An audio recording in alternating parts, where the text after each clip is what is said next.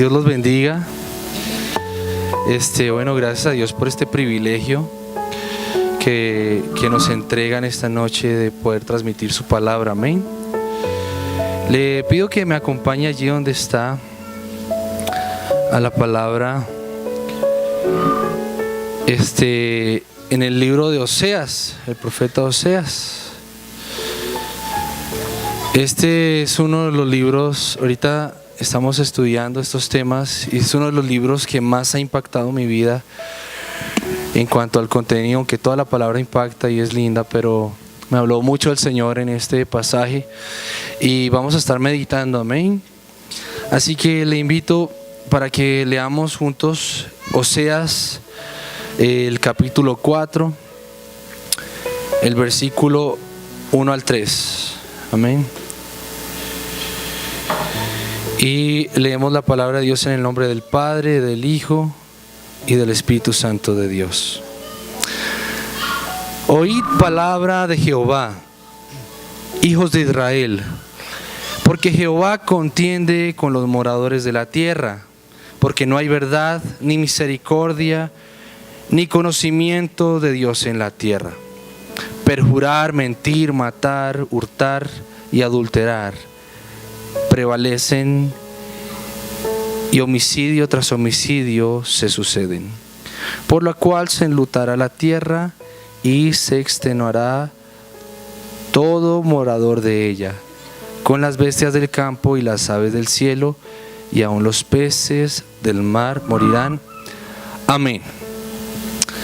Bueno, he titulado este mensaje La escalera que llevó a Israel a fracasar. Y vamos a ver Oseas, un profeta entre 12 que Dios escoge. Dios tuvo que escoger 12 profetas para hablarle a Israel después de que Israel comienza a pervertirse, a desviarse, y en una manera de amor de Dios levanta a 12 personas para hacerle entender su pecado, para hacerle entender su condición. Y entre uno y se levantaba uno y otro y otro y otro, Dios lo único que le decía al pueblo era: arrepiéntete, el juicio viene, se acerca. Y cada vez estaba más cerca y más cerca y más cerca, hasta que finalmente llegó. Oseas está en medio de ese periodo donde Dios habla en los días del rey Usías, de Jotam, de Acaz y de Ezequías al pueblo, y le hace ver su condición. Pero me llama la atención mucho dos cosas. Uno, Oseas significa salvación, liberación. Y segundo, la manera tan tremenda en que Oseas experimenta en su propia carne la profecía. Amén. Es tremendo, ¿no? Ver cómo Dios permitió, ahorita veremos brevemente esa parte de cómo Dios le permitió a Oseas experimentar en su propio cuerpo el dolor de lo que significa ver las consecuencias del pecado en aquella que amaba. Amén. Y en primer aspecto, viendo esa escalera de descenso, vemos que el pueblo de Israel se apartó de Dios, se apartaron de Dios. Diga conmigo, se apartaron de Dios. Leamos el capítulo 1, el versículo 2. El principio de la palabra de Dios, de Jehová, por medio de Oseas. Dijo Jehová a Oseas: ve y tómate una mujer fornicaria e hijos de fornicación, porque la tierra fornica apartándose de Jehová. Se apartaron. Dios tuvo que tomar a Oseas. Imagínese, para una persona que hoy día o en aquella época estuviese consagrado a Dios en santidad, en pureza física, sexual. Imagínese que a una persona que se ha guardado toda la vida para su matrimonio, qué duro sería que Dios le diga: ve y tómate a una mujer prostituta, a una mujer fornicaria. Qué duro, ¿sí o no? Qué terrible. ¿Usted ha sentido a veces que Dios le habla de una manera que usted no puede comprender. Gracias. De una manera que es duro de entender. Pues bien, el tema de Oseas fue un nivel mucho más allá. Le dice, tómate una mujer fornicaria. ¿Por qué? Ve, tómate una mujer fornicaria e hijos de fornicación, porque la tierra fornica apartándose de Jehová. Y dice, fue pues y tomó a Gomer, hija de Diblaim, la cual concibió y le dio a luz un hijo.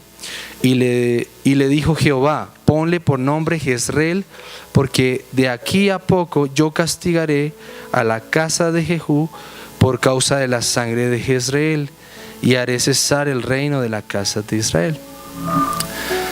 Le dio 3 hijos. Uno es Jezreel, ¿sí? Otro que se llamó Lo-Rumá y Lo-Amí. Lo-Amí significa la no amada, y Lo-Rumá, no pueblo mío. Amén. Lo-Amí, no pueblo mío, y Lo-Rumá, la no amada. Y podemos ver con estos significados 2 cosas. Oseas amó a aquella mujer en aquella condición, pero él no llegó a estar seguro si sus hijos eran de él realmente. Y preguntémonos una cosa hoy: Dios, ¿por qué levantó un profeta para que sintiera tal cosa, tal atropello en sus entrañas? Qué duro, ¿no? Desde cierta perspectiva diríamos, no, eso no puede ser Dios. Imagínese la lucha de Oseas: llegar a su casa, recibir caricias, besos, tener intimidad con su esposa y saber que aquella mujer, quizás muy atractiva para los hombres, vivía una vida desordenada y se entregaba a muchos hombres en una región donde ella después determina salir a prostituirse totalmente. Imagínense llegar a casa oliendo a otro. Qué terrible, qué terrible, qué terrible. Y lo tremendo es que con cada hijo Dios tiene un propósito de mostrarle al pueblo de Israel lo que estaba sintiendo Dios hacia su pueblo. Quizás Dios en su santuario, en su santo templo diría: no sé si ellos son mis hijos o no, no sé si son mi pueblo o no, ¿verdad? Es algo duro de enfrentar. Se apartaron de Dios. La escalera empezó en descenso. A veces hay personas en la vida que toman decisiones que no parecen ser trascendentales, parecen que no afectan, ¿no? Se van apartando poco a poco de los principios, van dejando entrar el enojo, la ira, el resentimiento, la decepción. Y qué triste que una persona que un día amó al Señor en la iglesia termina entregándose a malas pasiones y a cosas peores que quizás no hubiera tocado nunca si hubiera determinado vencer y permanecer. Es triste ver que hoy día vemos muchas personas que lastimosamente un día amaron al Señor, pero hoy día no están, y están en una condición precaria, apartada, triste, dolorosa. Muy bien, ellos empezaron pisando ese escalón y parecía que no pasaba nada, pero poco a poco se fueron distanciando de la presencia de Dios. Otro escalón que pisaron: soltaron sus convicciones.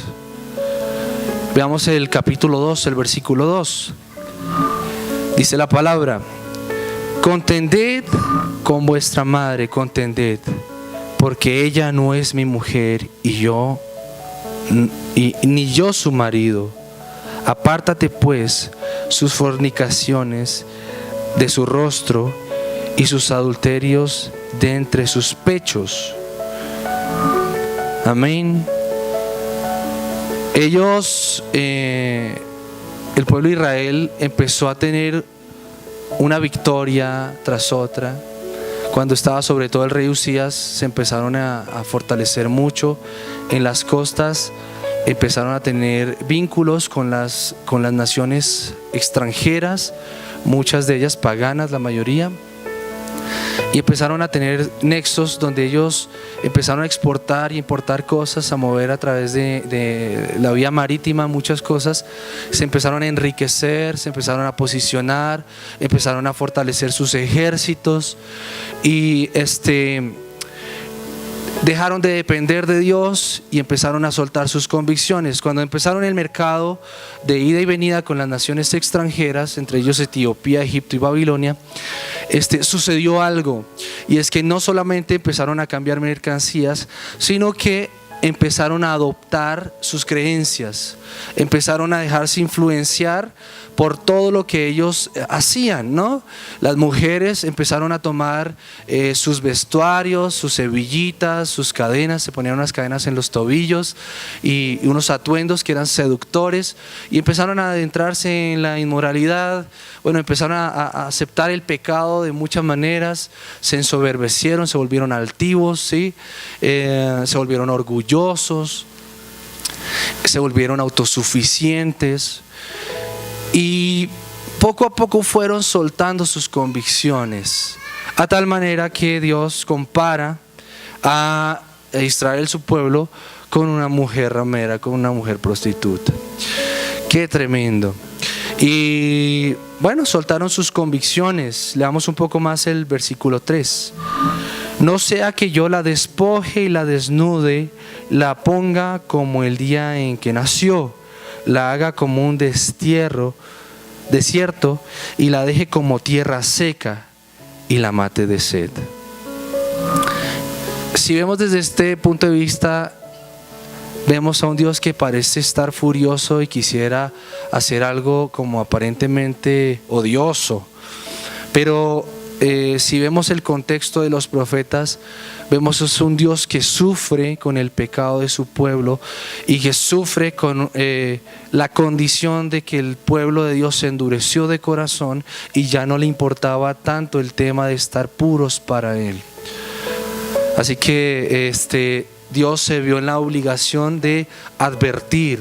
Usó tres cosas en medio de los mensajes de los profetas. Primero, la advertencia. Dios advierte, ¿verdad? Te va a pasar esto. Aquí dice, no sea que la despoje, ¿verdad? Y la desnude por completo, la seque y muera de sed. La advertencia. Después de la advertencia vendría el juicio, y después del juicio vendría la restauración. Qué lindo, Dios es misericordioso, amén.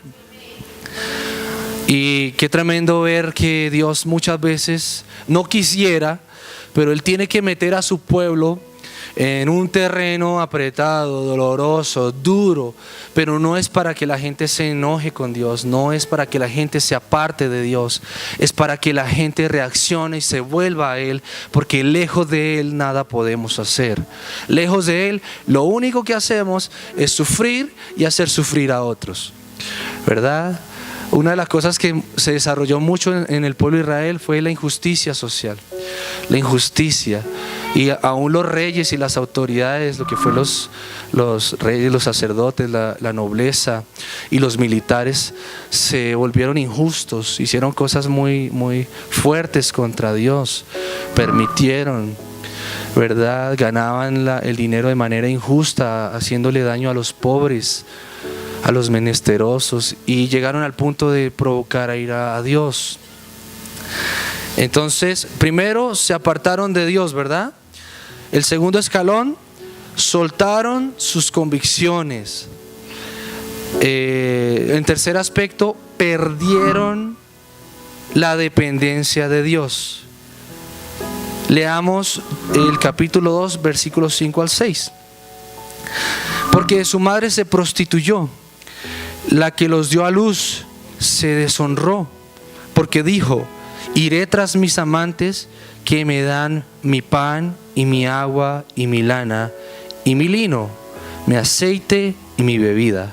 Por tanto, he aquí, yo rodearé de espinos su camino y la cercaré con seto y no hallará sus caminos. Seguirá sus amantes y no los alcanzará.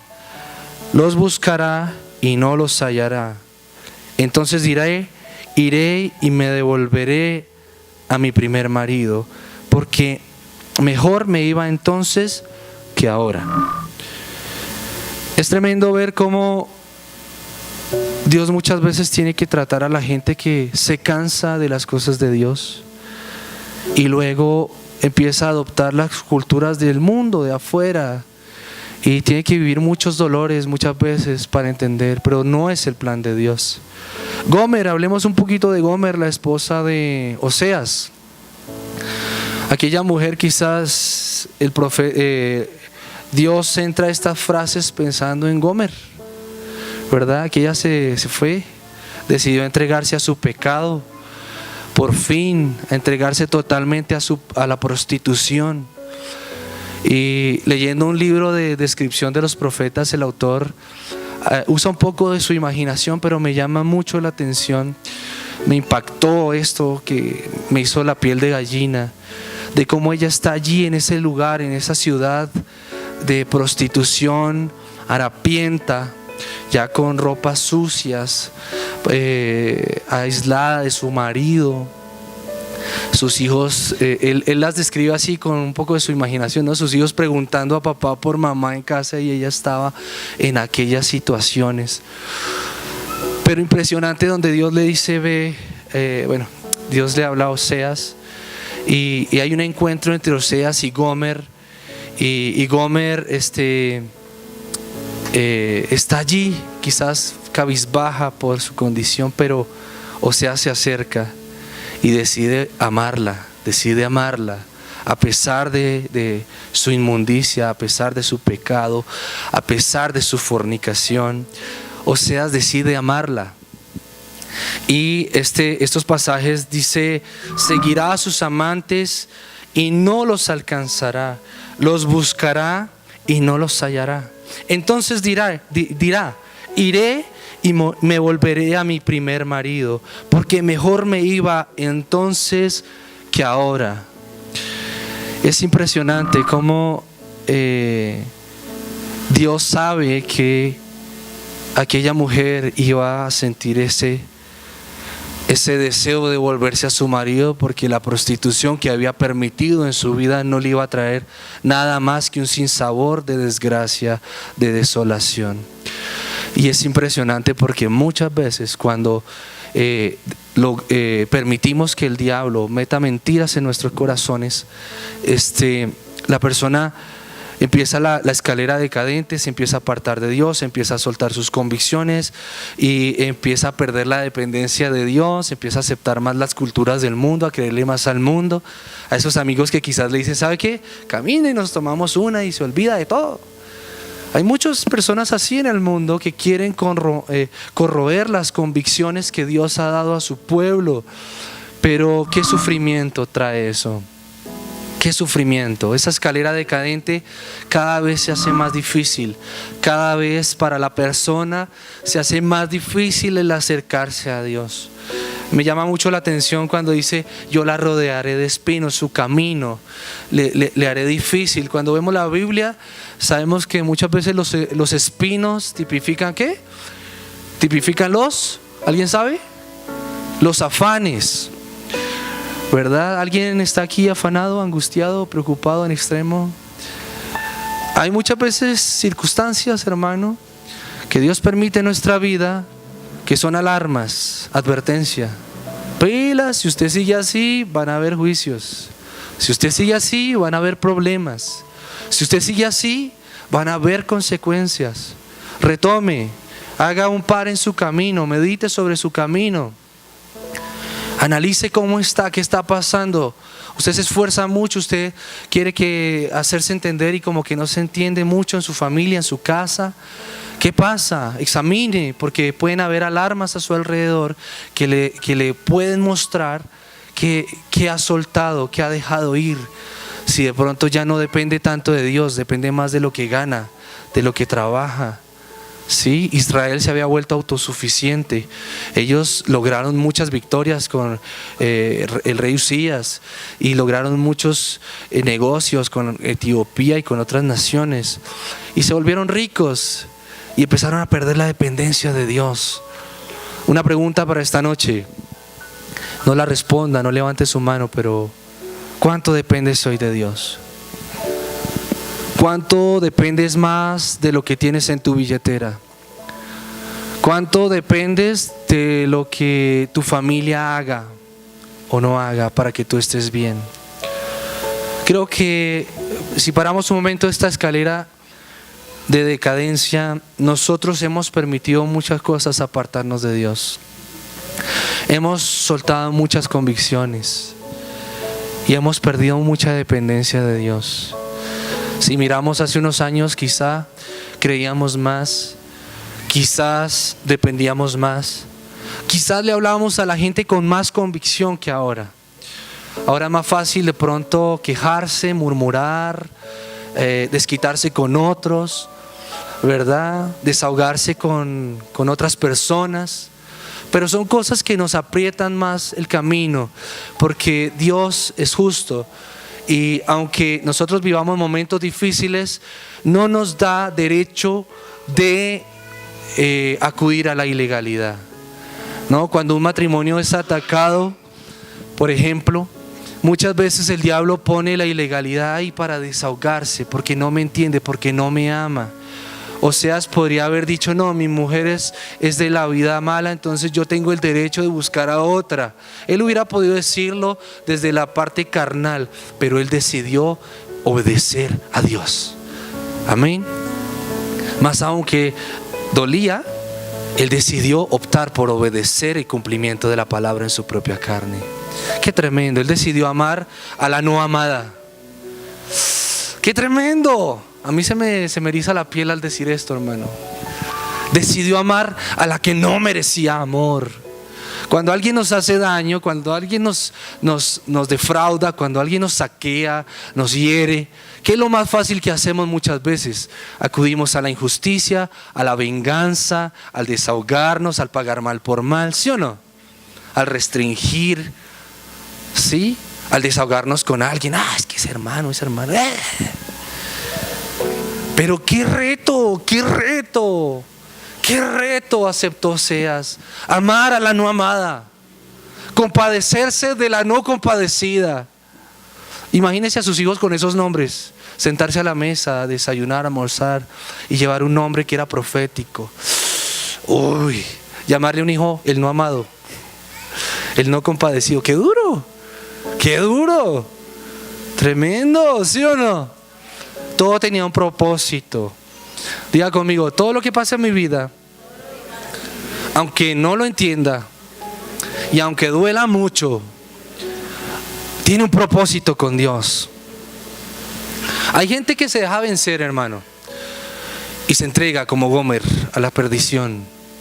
Pero hay otros como Oseas que deciden aplicar la palabra y obedecer la palabra y vencer y esperar y actuar en fe y ver resultados. Yo me imagino que Oseas en ese en ese ejercicio de compadecerse de la que no merecía compasión, de amar a la que no merecía amor, él comprendió el gran amor que Dios tiene por su pueblo. Que a pesar de que se prostituye, se entrega a mentiras, a vanidades, a filosofías, a culturas, y se entrega a pensamientos que lo apartan día de él, que le hacen daño, que la vuelve harapienta, que la hiere, él lo sigue amando. Él nos sigue amando. ¿Sabe cómo tituló el autor del libro que enseña sobre los 12 profetas a Oseas? El triunfo del amor. Piense por un momento a alguien que a usted no le queda fácil amar porque lo hirió, porque le hizo daño, porque algo hizo el enemigo en el transcurso de su historia y se dañó, y hay herida, hay odio, hay resentimiento, hay dificultad de amar. Y que usted decida hoy tomar esta palabra rema y decir: voy a adoptar el triunfo del amor, así como Dios lo hizo conmigo. ¿O quién está aquí que la pagó toda por excelencia, por santidad, mejor dicho, Nobel de Paz? Y dice: no, yo estoy aquí por mis capacidades. ¿Sabe qué? Si Dios no se hubiera compadecido de nosotros y no nos hubiera amado cuando no éramos amados o amables, no estaríamos aquí. ¿Sabes cómo era la primera? Se apartaron de Dios. El segundo escalón decadente: soltaron sus convicciones. Tercero, perdieron la dependencia de Dios. Cuarto, dejaron de reconocer a Dios. Antes de entrar en la palabra aquí, quiero hacerle una pregunta. ¿En cuántas cosas de su diario vivir usted reconoce a Dios? ¿Sabe? Es fácil cuando pedimos algo grande, ¿no? Señor, dame la casa. ¿Sí o no? Señor, convierte a mi suegra, lo que sea. Uno hace unas oraciones así, ¿no? Y esos milagros que pasan, que mi suegra se vuelva amable. No, lo que sea, no es mi caso. Pero esos milagros que se ven, que si usted no puede y sucede, eso es grande. Es fácil levantar las manos al cielo y decir gloria a Dios. Pero por lo pequeño, hoy comí, Señor. ¿Sí o no? Hoy dormí, me levanté. Hoy me bañé, Señor. Hoy fui al trabajo y volví. Fui al trabajo. ¿Sí o no? Hoy entré al baño y salí tranquilo. Entré cargado y salí tranquilo. ¿Sí o no? A veces olvidamos esas pequeñas cosas. Hay una palabra que dice: oh menospreciadores de las pequeñeces. ¿Sabe? A veces es más fácil actuar en nuestras fuerzas, que alguien venga a alentarnos. Pero a veces olvidamos que Dios nos está alentando todo el tiempo, a través de su palabra, a través de la iglesia, a través de circunstancias. ¿Sabe? Hoy venía caminando así, no porque me importa el dinero, ¿no? Pero venía caminando así de regreso a mi casa y subí al Transmilenio y me encontré un billete de 20,000 pesos tirado en el piso. Yo, y qué bendición, gloria a Dios. Pero me quedé un ratico a ver si pasaba el dueño y no, dije: bueno, Señor, gracias. Qué grandeza hay en esos detalles. Dios usa muchas cosas para alentarnos.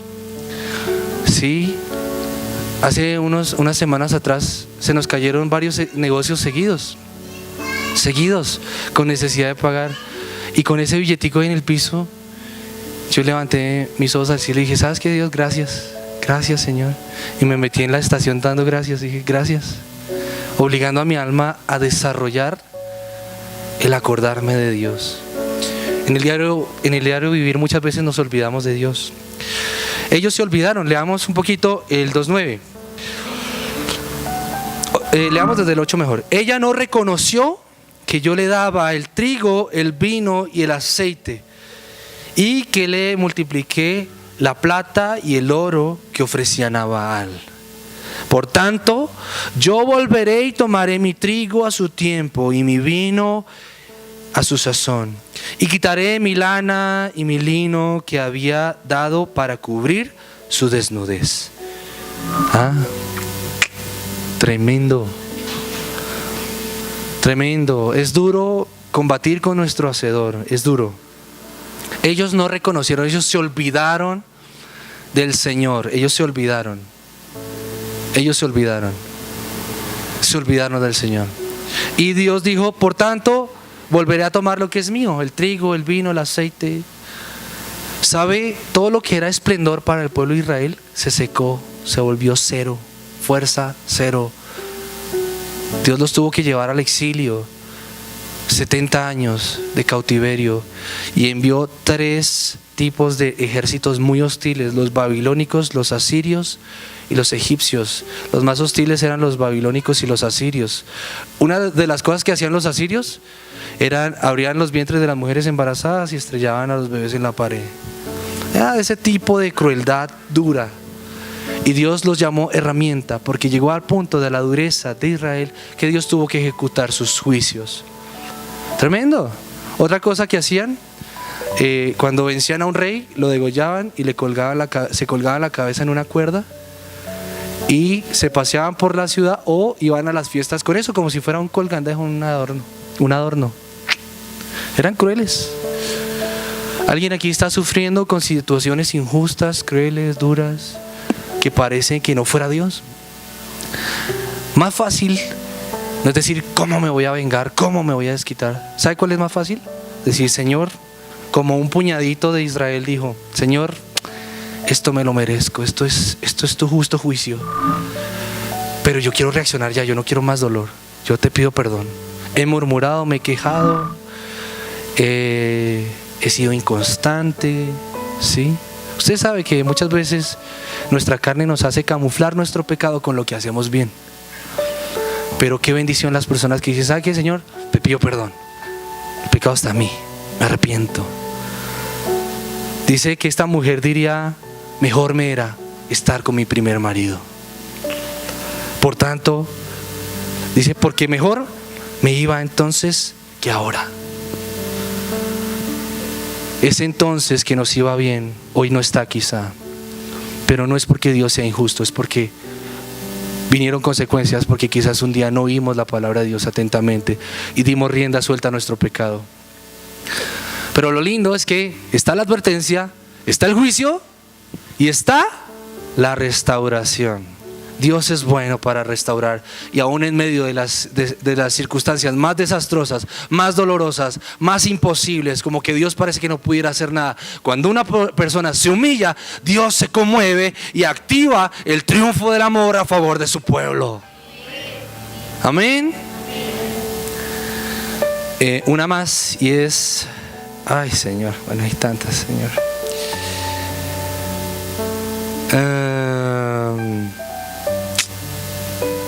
Resistieron a los sacerdotes. Vamos a tocar esa.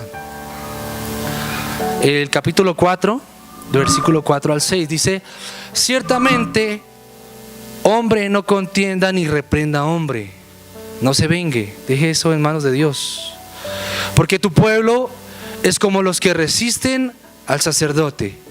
Caerás por tanto en el día, y caerá también contigo el profeta de noche, y a tu madre la destruiré. Mi pueblo fue destruido porque le faltó conocimiento. Sacerdote en el Antiguo Testamento es símbolo de autoridad. Hoy día podemos hablar de pastores, bueno, líderes. En ese entonces los sacerdotes tenían la autoridad en cuanto al santuario, ¿verdad? En cuanto a las cosas de Dios. Y hubo un rey que se llamó Usías, ¿lo conocen? Familiar de Isaías, se cree que era el tío, ¿verdad? Bueno, él tuvo un momento de soberbia y decidió a su manera meterse en el lugar que le correspondía al sacerdote. Y dice la palabra que él tomó el incensario en sus manos, y el sacerdote de ese momento lo vio y lo reprendió y le dijo, ¿qué haces aquí? No te es lícito, al rey no le es lícito. Y dice la Biblia que se enojó mucho, se enojó en gran manera contra el sacerdote, y dice que la palabra que desde ese momento le nació lepra hasta el día de su muerte. Hasta el día de su muerte. Acá dice, porque son como los que resisten al sacerdote. Hermano amado, lo quiero contextualizar un poco al día de hoy. Los pastores somos personas, somos seres humanos, no somos perfectos. Somos personas en perfección, en un proceso. Pero somos puestos por Dios para guiar al pueblo, para pastorear, para enseñar, para redarguir, para instruir en justicia, ¿sí? Para amonestar. ¿A cuántos les gusta la amonestación? Amonésteme, pastor, amonésteme. ¿A cuántos les gusta? ¿Sí o no? Es duro, pero para eso fuimos puestos. Este sacerdote le amonestó, le dijo, ¿usted qué hace ahí? Una persona que entraba al lugar santísimo sin el previo orden de Dios, sin la previa forma de Dios como lo había establecido, caía muerto. Vea, en esto podemos ver la misericordia de Dios, quizás como usted y como yo. Él no cayó muerto, le cayó lepra. ¿Cuántos de los que estamos aquí hemos visto que la que hicimos en aquella ocasión merecía que nos cayera un trueno encima, y nos vino una disciplina que nos hizo llorar un poquito, pero estamos vivos? ¿Sí o no? ¡Qué tremendo! Alabe la misericordia de Dios. ¿Sí? ¿Cómo es que dice el escandaloso amor de Dios? Alábelo. porque debíamos ser destruidos y no lo somos. Le voy a hablar, ya porque estoy culminando ya, 4 de las consecuencias que trajo esto, además del exilio, ¿no? De los 70 años donde fueron llevados cautivos y todo fue destruido, el templo, la ciudad, el muro, y quedaron en ruinas. Pero a pesar de eso, vemos la derrota e incapacidad de vencer. Eso fue una consecuencia. Amén. Dice el capítulo 1, versículo 5: y en aquel día quebraré yo el arco de Israel en el valle de Jezreel. El arco era una de las armas más interesantes de aquella época. A distancia, no tenía que acercarse el enemigo. ¡Pan! Y habían arqueros muy, muy finos. Muy finos. Y entonces Dios dice: quebraré el arco. Hay alguien aquí que dice: no puedo vencer esto. Esta ira me domina. Esta tentación no la puedo vencer. Esta situación en mi casa no la puedo vencer. ¿Sí? Dios permitió que tuvieran una derrota y una incapacidad para vencer.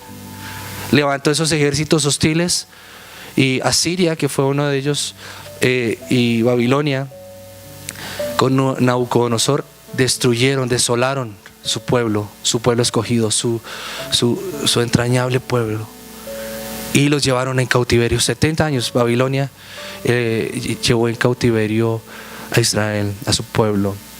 Que Dios nos ayude, amén. ¿Alguien siente aquí incapacidad para vencer? En el área económica, en el área de la salud. Quizás son alarmas que Dios está diciendo: ¿sabes qué? Vuélvete a mí y yo me vuelvo a ti. Si te vuelves, yo te restauraré. Dios habla de muchas maneras, amén. Otra consecuencia es la pérdida del gobierno. La pérdida del gobierno. ¿Alguien siente aquí que no tiene autoridad? Que mi autoridad no se respeta en esta casa. ¿Se ha visto ese tipo de cosas? Bueno, usted puede tomar 2 decisiones. Una, sacarse los pelos, gastarse la vida tratando de empujar a la gente como si fueran mulas y que camine a mi autoridad. O saber que de pronto hay algo, examine, que de pronto hay algo que está causando que usted pierda la autoridad. Amén. Entonces, ellos perdieron el gobierno. Y dice el versículo 4: y dijo Jehová: ponle por nombre Jezreel, porque de aquí a poco yo castigaré a la casa de Jehú por causa de la sangre de Jezreel, y haré cesar el reino de la casa de Israel. Haré cesar el reino. ¿Sucedió? Sucedió. ¿Advirtió Dios? Advirtió Dios. ¿Quería Dios que pasara? ¿Pero sucedió? Sucedió. ¿Usted cree que si jugamos con los principios de Dios no nos va a pasar nada? Eso mal hace la persona que piensa así. Sí, Pablo dice: ¿haremos males para que vengan bienes? En ninguna manera. En ninguna manera. ¿Sí? Gente que hace lo incorrecto y quiere buenos resultados, no va a pasar. Dios advirtió y pasó. Fueron llevados en cautiverio y su ciudad, todo su esplendor, todo lo que era hermoso para ellos fue desolado. Desolado, destruido, quedó en ruinas. Amén. Otra es la depresión, la locura, el descontrol. Vemos el capítulo 2, el versículo 10 al 11, dice: y ahora descubriré yo su locura delante de los ojos de sus amantes, y nadie la librará de mi mano. Haré cesar todo su gozo y sus fiestas, sus nuevas lunas y sus días de reposo y todas sus festividades, y haré talar sus vides y sus higueras, de las cuales dijo: mi salario son salario que me han dado mis amantes, y la reduciré a un matorral, y las comerán las bestias del campo, y la castigaré por los días que incensaban a los Baales y se adornaban de sus zarcillos y de sus joyeles, y se iba tras sus amantes y se olvidaba de mí, dice Jehová. Qué tremendo, qué tremendo. Hay gente que se enoja con los pastores, con la iglesia, brinca de una iglesia a otra y adopta cosas del mundo, una patica aquí, una patica allá, y no sabe que está acarreando para su propia vida sequía y destrucción. Es así de sencillo. Que Dios nos ayude, ¿no? Gracias a Dios por los pastores, Pastor Alberto, Liliana, Julián, Viviana, bueno, todo el equipo de pastores que están ahí cerquita. Eso es un privilegio. Amén. Dios nos dice muchas veces aquí a través de ellos, a manera personal: vuélvete, necesitamos cambiar. No nos cansemos de eso, porque Dios tiene una recompensa para los que deciden dejarse pastorear. Dios tiene una recompensa para los que dicen: un momento, yo estaba mal y me vuelvo a Dios. Amén. Amén. Entonces es tiempo de reaccionar. Amén. En estos, cuando hablo de depresión, de locura, de desesperación, de descontrol, es quizás en algunos casos, no en todos, pero son consecuencias de haber soltado los principios de Dios después de haberlos conocido. Y yo, en mi caso, en mi vida, tuve una etapa en mi vida que la recuerdo con paz porque Dios me libertó y me ayudó. Pero viví un cuadro depresivo muy fuerte. No dormía 1 hora. No quería asistir, estaba aparentemente sin salida. Y en un momento de desesperación, donde la tentación de enojarse con Dios golpeaba la puerta, Dios me da el libro de Oseas y empiezo a meditar sobre él. Y cuando empiezo a leer el 2, del 8 en adelante, empecé a descubrir todos mis síntomas, que hizo cesar el gozo, depresión, ¿no? Que no disfrutaba lo que hacía, bueno, tantas cosas, que se secaba todo a mi alrededor. Y recuerdo que una noche, después de muchas que no dormí, levanté mis ojos al cielo y dije: Señor, perdóname, dejo de echarle la culpa a fulano, a sutano, dejo de hacerle caras al pastor los domingos, de desquitarme ahí y de exigirle que venga a pedirle perdón y que se postre ante mí, y nada de eso. Señor, te pido perdón, el problema está en mí, Señor. Le digo que a partir de ese momento Dios, por su misericordia, empezó a levantarme y me sacó. No necesité ni terapias, ni psiquiatras, ni psicólogos, ni nada de eso. Dios me sacó en un momento y me empezó a ayudar, y entre más pasitos daba, mi alma más descansaba. Así que el Dios que vio que fallamos también ve que nos volvemos y nos va a ayudar cuando lo hacemos. Amén. Gloria a Dios. Aleluya. Bueno, esta es la palabra que Dios traía para hoy.